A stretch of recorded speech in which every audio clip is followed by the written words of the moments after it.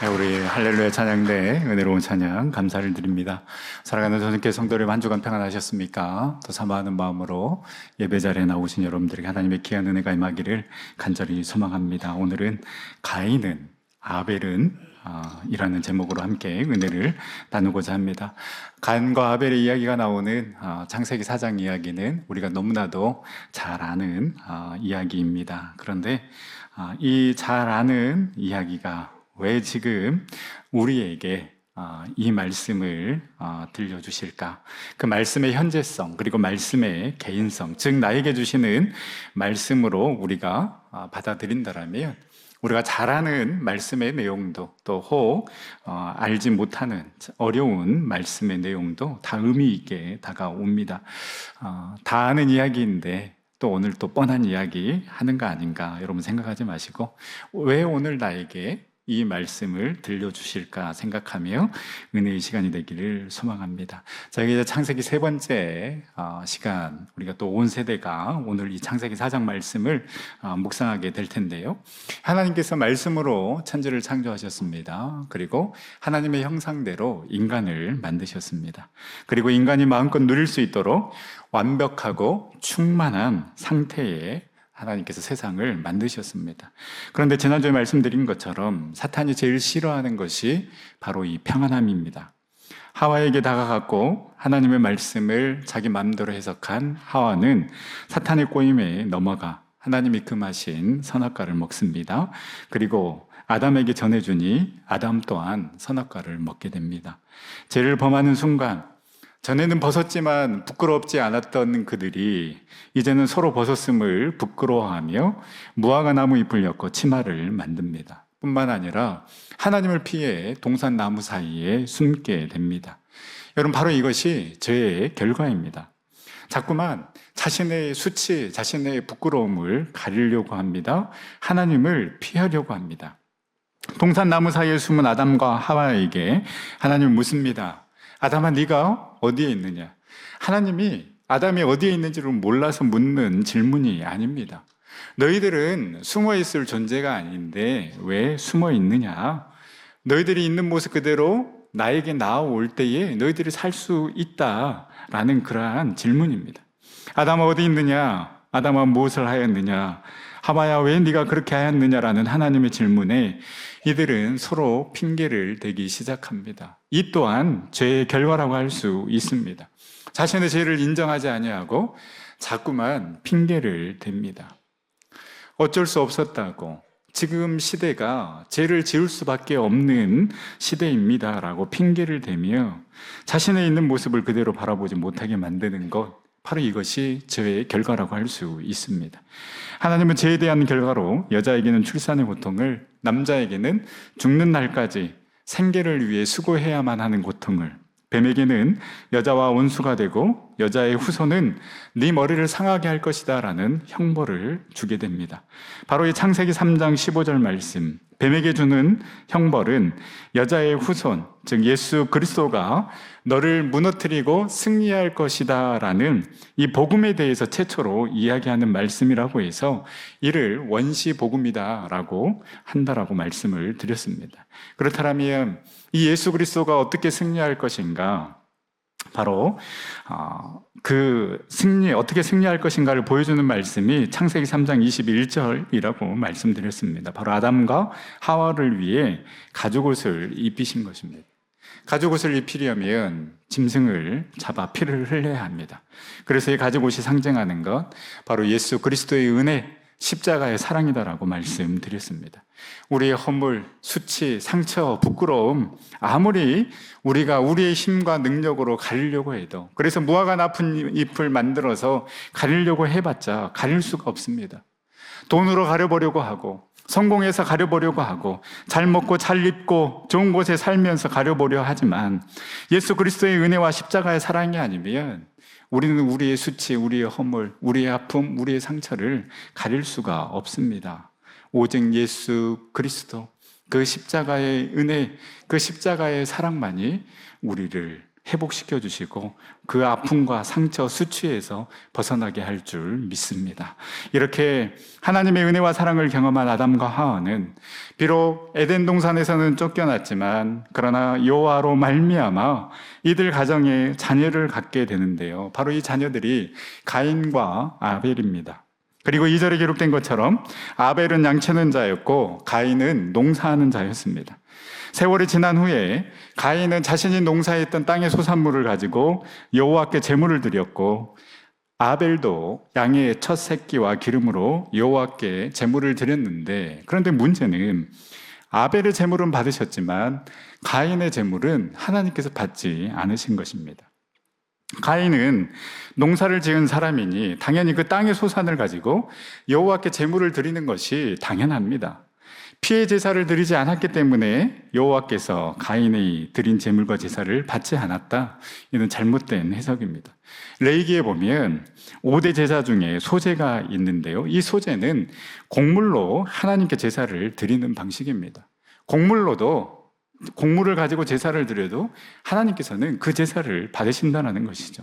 제물 때문에 하나님께서 가인의 제사는 안 받으시고 아벨의 제사는 받으셨다라는 것이 아니라는 것이죠. 그렇다면 왜 하나님께서는 가인의 제물은 받지 아니하시고 아벨의 제물은 받으셨습니까?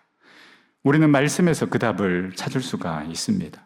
창세기 4장 4절에서 5절 말씀 우리 함께 읽겠습니다.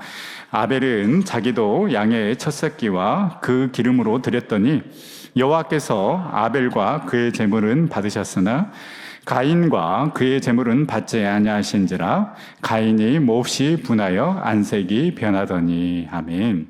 여호와께서 아벨과 그의 제물은 받으셨고 가인과 그의 제물은 받지 아니하셨다라고 분명하게 말씀하고 있습니다. 이는 무엇을 말하고 있습니까? 하나님께서는 제물뿐만 아니라 아벨이 드린 제물뿐만 아니라 아벨의 삶 전체 그리고 가인의 삶 전체를 보신다는 것입니다. 하나님의 이러한 모습은 우리에게 너무나도 많은 도전을 주고 있습니다. 우리는 이 예배 시간에 나와 예배 드리고 하나님 앞에 예물을 드렸으니 우리의 할 일을 다 했다라고 생각합니다. 그러나 하나님께서는 이 시간뿐만 아니라 앞으로의 6일 동안의 삶도 너무나도 중요하다라고 말씀하고 있는 것입니다. 즉, 우리의 6일 동안의 삶이 하나님을 떠나 있고 하나님을 생각하지 않고 하나님의 말씀대로 살아가려고 하는 그 몸부림이 없이 내 몸대로 내 본능대로 살아간다면, 그래서 이 자리에 뭔가 의무감처럼 나와 예배를 드리고 있다라면 우리의 예배는 가인이 드린 제사와 같다라는 것을 명심해야 합니다. 가인의 가장 큰 실수는 자신의 삶과 재물을 분리시켰다라는 것입니다. 본인이 어떠한 삶을 살았던 간에 하나님 앞에 나올 때에 내가 재물을 가지고 나오면 당연히 하나님께서는 받으시겠지라는 생각으로 제사를 드렸기 때문에 하나님께서는 가인과 그의 재물은 받지 않으신 것입니다. 삶과 재물, 삶과 예배가 분리돼서는 안 됩니다. 하나님께서는 사람은 받지 않고 재물만 받는다? 아닙니다. 로마서 12장 1절 그러므로 형제들아 내가 하나님의 모든 자비하심으로 너희를 권하노니 너희 몸을 하나님이 기뻐하시는 거룩한 산 제물로 드리라. 이는 너희가 드릴 영적 예배니라. 우리의 몸을 하나님이 기뻐하시는 거룩한 산 제물로 드리는 것, 바로 이것이 우리의 삶의 자리에서 늘 거룩한 예배자로 서야 함을 분명하게 말씀하고 있습니다. 여러분 가정에서 예배자로 서고 있습니까? 여러분의 남편과 아내 그리고 자녀들이 가정에서 여러분의 모습과 말을 보고 들으면서, 특별히 우리 자녀들이 정말 우리 엄마 아빠는 정말 참된 그리스도인이야, 그 예수님의 향기가 느껴져, 그런 말을 듣습니까? 아니면 자녀들로부터, 물론 자녀들이 이런 말은 하지 않겠죠. 그러나 속으로 우리 엄마 아빠는 왜 교회 다니는지, 왜 예배드리고 온 건지, 이런 말을 듣는다라면 우리의 삶은 분명히 잘못 살아가고 있는 것입니다. 여러분 직장에서도 예배자로 서고 있습니까? 직장에서 예배드리고 큐티하라는 것 아닙니다. 직장에서는 일을 해야죠.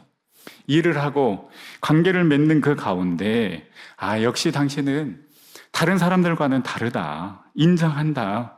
왠지 교회 다니고 예수님을 정말 믿을 것 같아. 라는 이런 말을 듣습니까? 아니면 뭐야, 교회 다녔어? 당신도 예수 믿었어? 전혀 몰랐네? 라는 이런 말을 듣고 있습니까? 최근 발표된 조사를 보면 놀랄 것도 없다라는 것이 참 슬프지만 비개신교인, 그러니까 교회를 다니지 않는 1094명에게 종교에 대한 호감도를 물었습니다. 보시는 바와 같이 교회 다니지 않는 사람들의 개신교에 대한 호감은 14.3%로 원불교보다 더 낮은 것을 볼 수 있습니다. 이 정도로 호감도가 낮다면 교회에 대한 사회적 신뢰도는 당연히 낮을 수밖에 없을 것입니다. 역시 비개신교인 60%가 교회에 대한 신뢰도가 낮다라고 평가를 했습니다. 그럼 왜 이렇게 신뢰가 낮을까? 개신교인들, 교회를 다니는 사람들은 기독교인들의 부패, 사회적인 책임 결여, 지나친 전도나 독선 순으로 이렇게 교회의 신뢰도가 떨어졌다라고 이렇게 이야기를 했고요. 교회를 다니지 않는 사람들은 지나친 전도, 부패, 차별과 혐오 발언 순으로 이야기를 했습니다.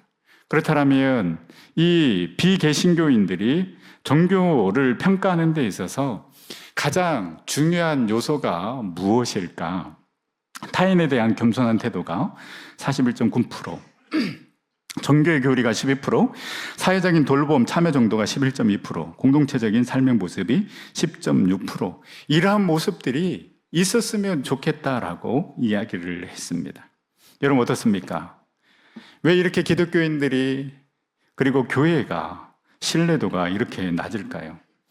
하나님이 보실 때에 그 삶의 자리에서 하나님이 원하시는 삶을 살아가고 있지 못하지만 일반 사람들이 봤을 때에도 그 삶에서 기독교인들이 겸손하지 않다라는 것입니다. 그리고 그 종교의 말씀대로 가르침대로 살아가지 않는 것 같다라고 너무나도 이기적인 모습을 보여주고 있기 때문에 신뢰도가 낮다라는 것이죠. 그래서 교회에 다니지 않는 사람들은 좀 기독교인들이 겸손했으면 좋겠다. 그리고 정말로 그 말씀대로 묵상한 대로 그들이 살아갔으면 좋겠다. 그리고 좀 함께 사회에 참여도 하면서 선한 일들을 감당해 나갔으면 좋겠다라고 우리에게 요구하고 있는 것입니다. 여러분 오늘 드리는 예배가 남은 6일을 내 마음대로 살아가도 되는 프리패스가 돼서는 안 됩니다. 우리가 드리는 예배가 뭔가 종교적인 의무를 다하는 그러한 시간이 아니라 남은 6일 동안 거룩한 예배자로 서기 위해서 하나님이 원하시는 삶을 살아가기 위해서 이 예배의 자리를 사모하며 기대하는 마음으로 간절한 마음으로 나아오는 저와 여러분들이 될 수 있기를 간절히 소망합니다.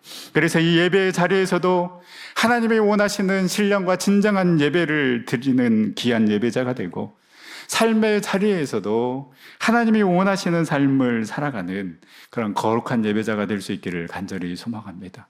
그래서 아벨과 그의 제물을 받으셨던 것처럼 우리의 삶도 그리고 이 시간에 드리는 우리의 예배도 하나님께서 기뻐 받으시는 그런 거룩한 예배자의 삶을 살아가는 저와 여러분들이 될 수 있기를 간절히 소망합니다. 또 하나 가인의 제사와 아벨의 제사의 차이점은 무엇일까요?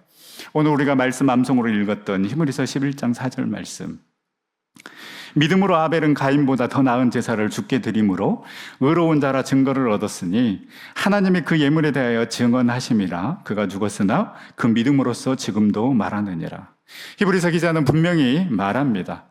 믿음으로 아벨은 가인보다 더 나은 제사를 드렸다라고 이야기를 합니다. 그래서 아벨의 제사는 받으시고 가인의 제사는 받지 않으셨다라는 것입니다. 결국 이 믿음의 차이라고 말씀하고 있습니다. 그렇다면 아벨에게는 어떠한 믿음이 있었을까요? 우리 다시 한번 창세기 4장 3절에서 4절 앞부분 말씀을 보면 세월이 지난 후에 가인은 땅의 소산으로 제물을 삼아 여호와께 드렸고 아벨은 자기도 양의 첫 새끼와 기름으로 드렸더니라고 이렇게 되어 있습니다. 여기에서 땅의 소산은 그 땅의 열매들 중에서라는 의미입니다. 그러니까 가인은 그 땅의 열매들 중에 손에 잡히는 것 중 첫 번째 들어온 제물로 제사를 드렸지만 아벨은 그의 소산물 중에 최상의 것으로 제사를 드린 것입니다. 바로 이것이 믿음의 차이라고 이야기를 합니다. 하나님을 향한 이 믿음으로 아벨은 삶의 자리에서도 믿음의 삶을 살아간 것입니다. 아벨은 그 삶의 자리에서도 그가 최상의 것을 가지고 와서 하나님 앞에 제물을 드렸던 것처럼 그 삶의 자리에서도 하나님을 먼저 생각하고 하나님이 우선이었고 제물을 드릴 때에도 정말 그 최상의 것을 하나님께 드리고자 하는 그 믿음으로 그 마음으로 나아간 것입니다. 이것이 아벨의 믿음이었습니다.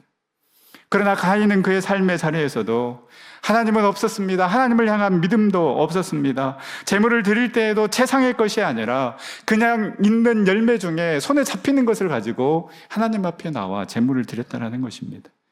그렇기에 하나님은 아벨과 그의 제물은 받으시고 가인과 그의 제물은 받지 않으셨다라고, 이 결정적인 차이가 믿음이라고 이야기를 하고 있는 것입니다. 여러분, 우리는 하나님께 가장 최상의 것으로 드리고 있습니까? 또한 나는 그 삶의 자리에서 하나님을 우선순위에 놓고 그러한 하나님을 향한 믿음으로 우리가 살아가고 있는가? 가장 뜨거운 마음으로 하나님을 사랑하며 나아가고 있는가? 혹 여러분, 우리도 가인처럼, 아니 내가 이렇게 하나님께 제사를 드리는 것도 어딘데, 아니 내가 이렇게 바쁜 삶 가운데서도 이렇게 나와 예배 드리는 것도 어딘데, 이렇게 힘든 삶 가운데서도 내가 예물 드리는 것도 어딘데 라는 마음으로 하나님께 나아가고 있지는 않습니까? 우리에게 책임이 있다라면 하나님께 예배를 드려야 하는 책임이 아니라 하나님께서 받으실 만한 예배를 드리는 것이 바로 우리의 책임이라는 것입니다.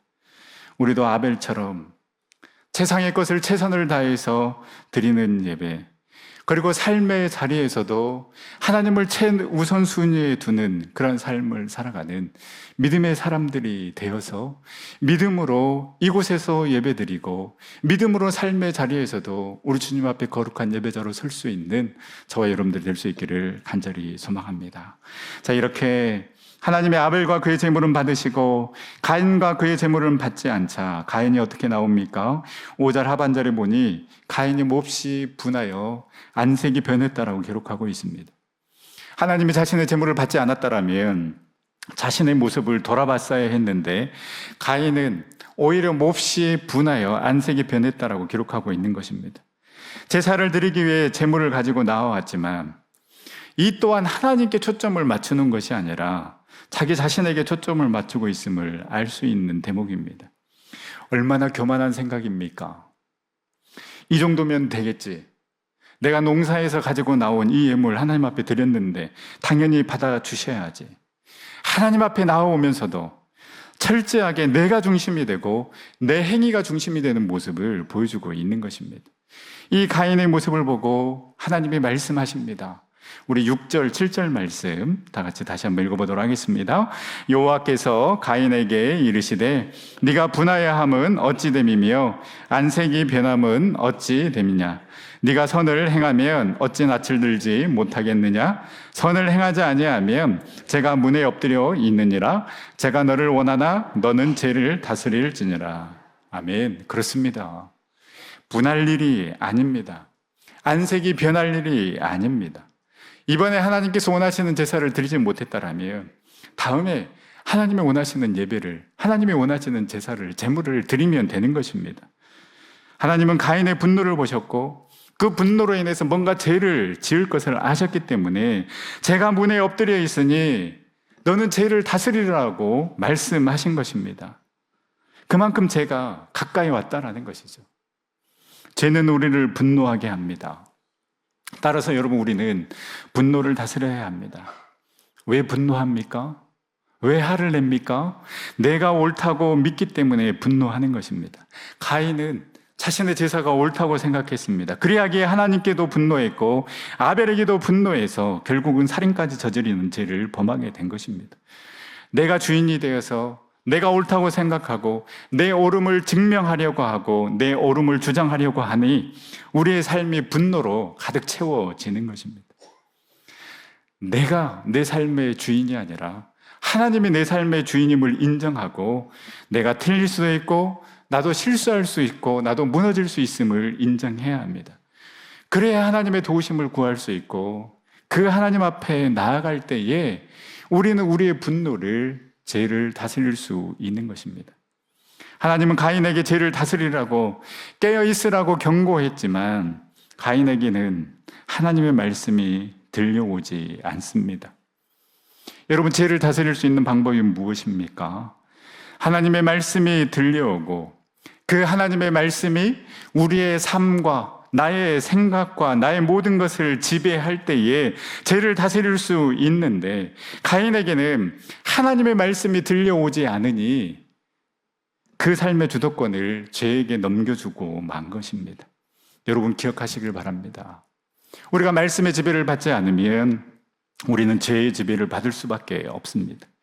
하나님의 말씀이 들려지고 그 말씀이 내 삶을 다스릴 때에 우리는 죄에 빠지지 않고 선을 행할 수가 있는 것입니다.